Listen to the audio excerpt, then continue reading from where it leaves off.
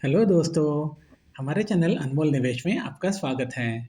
हम इस चैनल पर सिर्फ वैल्यूएबल शेयर्स की बात करते हैं जो अगले 3 से 5 साल के अंदर मल्टीबैगर बन सकते हैं।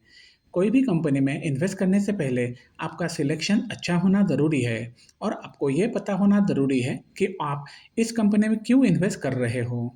अच्छी कंपनी सेलेक्ट करना ये कोई आसान बात नहीं है, इसलिए कंपनी फंडामेंटली और फाइनेंशियली बहुत स्ट्रांग होना ज़रूरी है। इसलिए आपको अच्छी तरह से रिसर्च करने के बाद ही अपना इन्वेस्टमेंट करना चाहिए। अगर आपने अपने शेयर्स कुछ ही परसेंटेज जैसे कि 30% 40% कमाने के लिए लिए हुए हैं, तो आपको कंपनी मल्टीबैगर बनने का फ़ायदा नहीं मिल सकता। कंपनी मल्टीबैगर बनने का फ़ायदा मिलने के लिए आपको अपने शेयर्स कम से कम 3 से 5 साल तक होल्ड करने पड़ेंगे। आज हम एक स्मॉल कैप आईटी कंपनी के बारे में बात करेंगे जिसका मार्केट कैप है 1279 करोड़ रुपीस। करंट प्राइस है 1078। पूरे साल का हाई है 1120 और लो है 352। स्टॉक का पीई रेशो है 51.4 और इंडस्ट्री पीई रेशो है 36.3। मतलब ये एक ओवर वैल्यूड स्टॉक है। फिर भी बाकी सभी चीज़ों को देखते हुए इसमें इन्वेस्ट किया जा सकता है। इसका डेट टू इक्विटी रेशो 0 है। ये कंपनी के लिए बहुत अच्छी बात है। इस कंपनी का फेस वैल्यू है 10 रुपीज़। इसका आरओई है 128 और आरओसीई है 171। ये बहुत ही अच्छे लेवल पे है। नेट प्रॉफिट है 24.9 करोड़ रुपीज़। इसमें एफआईआई होल्डिंग है 1.75%। आगे हम इसके बारे में ज़रूर बात करेंगे। आगे बढ़ने से पहले मैं आपको बता दूं, यह वीडियो सिर्फ एजुकेशनल पर्पस के लिए बनाई गई है। इसे किसी भी तरह की खरीदारी या बिकवाली की सलाह ना समझें। कोई भी आर्थिक निर्णय लेने से पहले अपने वित्तीय सलाहकार से सलाह जरूर लें। ये कंपनी अलग अलग सर्विसेज प्रोवाइड करती है जैसे कि telecom, health care, e commerce, ERP, entertainment, manufacturing, IT, retail. ये सभी सेक्टर्स ऐसे हैं जिनमें बहुत ज़्यादा जॉब्स क्रिएट होती है और जितने ज़्यादा जॉब क्रिएट होंगे उतने ज़्यादा सर्विसेज बढ़ेंगे कंपनी के लिए और इसी से कंपनी का बिजनेस भी बढ़ेगा। ये कंपनी जो है आईएसओ सर्टिफाइड है और नेस्कॉम मेंबर भी है। इसमें सीएमएमआई लेवल 3 का सर्टिफिकेशन मिला हुआ है कंपनी को और 84.3 रिपीट बिजनेस आ रहा है इनको कस्टमर से और 90% क्लाइंट रिटेंशन रेट है। इसके साथ में कंपनी का थोड़ी जर्नी देख लेते हैं। कंपनी चालू हुई थी 2012 में इंदिरापुरम में। 2015 में इनको आईएसओ सर्टिफिकेशन मिला हुआ था और नेस्कॉम मेंबरशिप भी मिला हुआ था। 2017 में कंपनी ने एक माइलस्टोन अचीव किया था 50 प्लस क्लाइंट्स का। 2018 में कंपनी ने और एक माइलस्टोन अचीव किया हुआ है। क्लाइंट रिटेंशन रेट 80% पे मेंटेन किया हुआ है। इसके क्लाइंट से इनको रिटर्न बिजनेस मिल रहा है। 2020 में कंपनी ने एनएससी में आईपीओ लिस्ट किया था। 2021 में कंपनी को सीएमएमआई लेवल 3 सर्टिफिकेशन मिला हुआ है। इस कंपनी का कंपाउंडेड सेल्स ग्रोथ टीटीएम आ रहा है 70%, पिछले 3 साल में 112%, 5 साल में 87%। यही सेल्स ग्रोथ ट्रांसफर हुआ है प्रॉफिट ग्रोथ में। इसलिए कंपाउंडेड प्रॉफिट ग्रोथ आ रहा है टीटीएम 63%, पिछले 3 साल में 34%, 5 साल में 234%। और आपको पता है स्टॉक मार्केट में अगर कंपनी का प्रॉफिट बढ़ता है तो कंपनी का शेयर प्राइस भी बढ़ता है। इसलिए स्टॉक प्राइस सीएजीआर 1 साल में है 169%।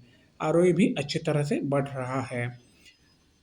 क्वार्टरली रिजल्ट की अगर बात की जाए तो आप देख पा रहे हैं जून 21 में कंपनी का सेल था 9.6 करोड़ रुपीस, जो मार्च 23 में लगातार बढ़ते हुए हो गया है 22.46 करोड़ रुपीस, जो पिछले क्वार्टर के मुकाबले लगभग 10% ज़्यादा है।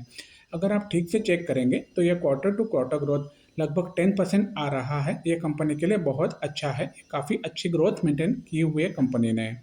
कंपनी के एक्सपेंसेस जो जून 21 में 5.14 करोड़ थे, वो मार्च 23 में 13.43 करोड़ हो गए हैं।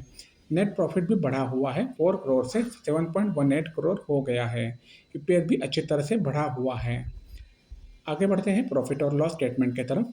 जैसे कि आप देख पा रहे हैं मार्च 16 में कंपनी का सेल था 2 करोड़ रुपीस, जो बढ़ते हुए मार्च 23 में हो गया है 77 करोड़ रुपीस, जो पिछले साल के मुकाबले लगभग 42% ज़्यादा है। कंपनी के एक्सपेंसेस जो मार्च 22 में 50% से भी ज़्यादा बढ़े हुए थे, वो मार्च 23 में सिर्फ 41% बढ़े हुए हैं। मतलब कंपनी अपने खर्चे कम कर रही है। ये काफ़ी अच्छी बात है कंपनी के लिए और इसी के कारण से ऑपरेटिंग मार्जिन भी 42% पे स्टेबल हो गया है और इसके कारण से नेट प्रॉफिट बढ़ा हुआ है, 15 करोड़ से लेकर 25 करोड़ हो चुका है। ईपीएस भी बढ़ा हुआ है।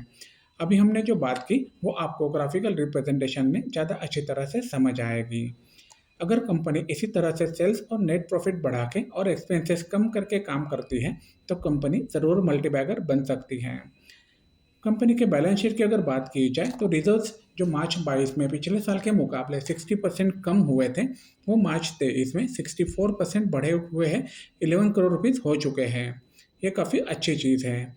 ये पैसे जो है वो कंपनी बोनस शेयर देने के लिए इस्तेमाल कर सकती है या फिर बिजनेस एक्सपेंशन के लिए भी इस्तेमाल कर सकती है। कंपनी के बोरोइंग्स लोन्स ज़ीरो है, इसलिए इसमें तो कोई प्रॉब्लम है नहीं, एक डेट फ्री कंपनी है। अभी हमने जो नंबर देखे वो आपको ग्राफिकल रिप्रेजेंटेशन में ज़्यादा अच्छी तरह से समझ आएंगे। शेयर होल्डिंग के पैटर्न की अगर बात की जाए तो प्रमोटर्स के पास है मार्च 23 को 58.94% शेयर्स। इस कंपनी में एफआईआई ने अपना शेयर होल्डिंग बढ़ा दिया है, 0.16% से लेके 1.75% कर दिया है। बाकी शेयर्स पब्लिक के पास है। प्रमोटर्स के कोई भी शेयर्स प्लेज नहीं है। ये काफ़ी अच्छी चीज़ है कंपनी के लिए। अभी हमने जो नंबर देखे वो आपको ग्राफिकल रिप्रेजेंटेशन में ज़्यादा अच्छी तरह से समझ आएंगे। पिछले एक साल के चार्ट की अगर बात की जाए तो साफ समझ में आता है कि ये कंपनी का प्राइस एक रेंज में चल रहा था, वो अभी अभी ब्रेकआउट हो गया है और कंपनी के रिजल्ट्स को देखते हुए ये काफ़ी अच्छी तरह से बढ़ सकता है। और ऑल टाइम प्राइस चार्ट में भी समझ आता है कि कंपनी जो है वो कंसिस्टेंट परफॉर्मर है और इसी तरह से परफॉर्म करती रही तो ये कंपनी ज़रूर मल्टीबैगर बन सकती है। हम जिस कंपनी की बात कर रहे हैं उस कंपनी का नाम है केसॉल्व इंडिया लिमिटेड। ये कंपनी आईटी सेक्टर में काम करती है। मैं आपको बता दूं यह वीडियो सिर्फ एजुकेशनल पर्पस के लिए बनाई गई है। इसे किसी भी तरह की खरीदारी या बिकवाली की सलाह ना समझें। कोई भी आर्थिक निर्णय लेने से पहले अपने वित्तीय सलाहकार से सलाह ज़रूर लें। अगर आपको ये वीडियो पसंद आया हो तो लाइक करें, शेयर करें, सब्सक्राइब करें।